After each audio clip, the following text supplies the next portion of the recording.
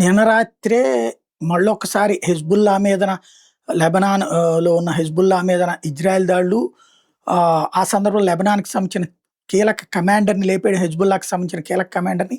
ఇంకోవైపున ఆహ్, ఇజ్రాయెల్ మీద లెబనాన్ దాడులు ఇయన్నీ జరిగినాయి. అయితే ఆ తర్వాతన ట్రంప్ ఫోన్‌లో మాట్లాడాడు. వాన్స్ మాట్లాడాడు. ఇక అది చివరి యుద్ధం అన్నారు. ఇంకేం జరగదు.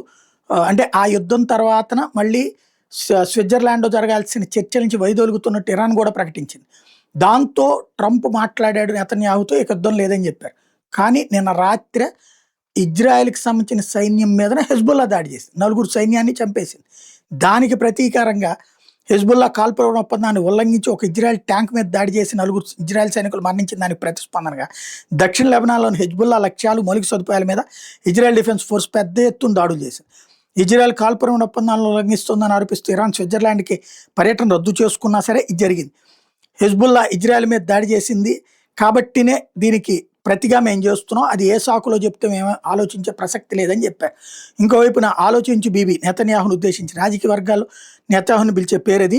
నీకు ఇది బెస్ట్ డీలు. ఇక మీద ఇజ్రాయెల్ మీద అణుదాడి ప్రమాదం ఉండదు అని ట్రంప్ చెప్పుకొచ్చాడు. ఇరాన్ దగ్గర అణ్వాయుధం ఉండే ప్రమాదం ఇజ్రాయెల్‌కి లేదు అని నాది భరోసా అన్నాడు. నువ్వు ఇవాళ ఉంటావు, రేపు పోతావు.